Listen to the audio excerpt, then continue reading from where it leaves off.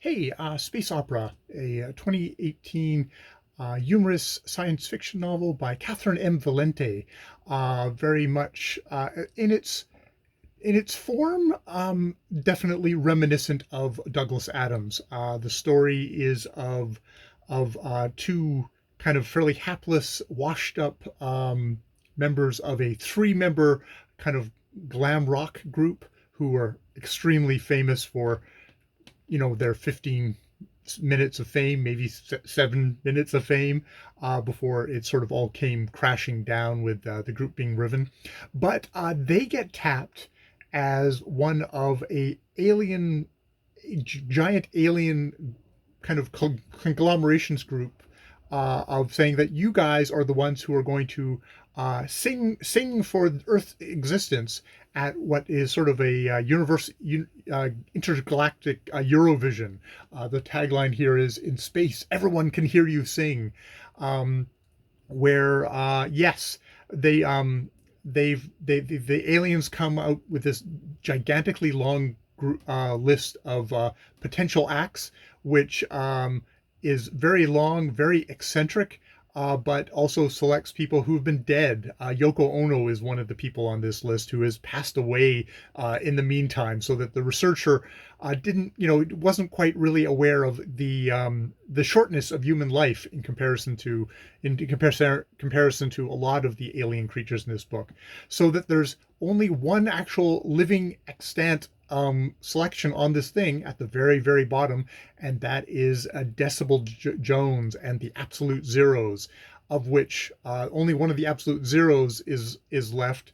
The other one having she had a terrible fight with Decibel Jones, where she said that he loved him and that they should get married, and he laughed at her, and that so upset her that she went out for a drive, and unfortunately, at the same time, so a badger who had been tired of the younger generation of badgers had gone out for a walk and walked onto the road, and she, instead of plowing through that poor grumbly creature, off the road and smashed the car and died. And that definitely that broke up that broke up the group, with Decibel's Ott being the other Absolute Zero, blaming Decibel for this accident. Um, so yes, they're recruited. They get picked up by the aliens, much against the express protests of a lot of very kind of racist and kind of square officials who say that they should be given the chance. And like, Decibel is actually Desi, and Ott is of Turkish extraction. And they're like, well, you're not white British people, so you therefore shouldn't be our representatives. You're not clean cut enough. Decibel is pansexual. It's like, what is that? Is that, are you gay or something?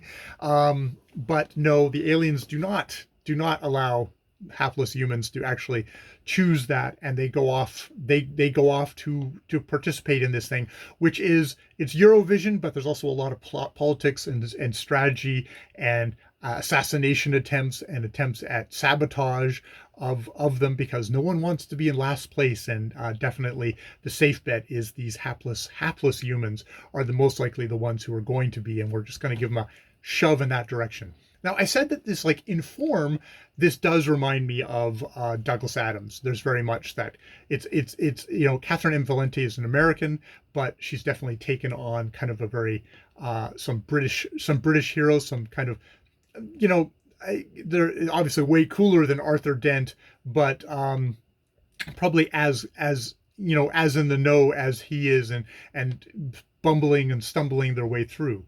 That said, though, the book actually reminds me far more by its kind of exuberant diversions. It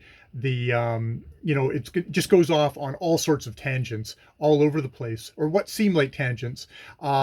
Is Salman Rushdie, with kind of just exuberant world building, and lots of pop culture references, and just sort of that kind of an energy of at least kind of what I take as late stage Salman Rushdie, just throwing everything out there, and just in a glorious pyrotechnics. Now this carries and that kind of energy carries the novel through the first probably half to three quarters of the thing. We get to the actual contest, and things kind of slow down from there.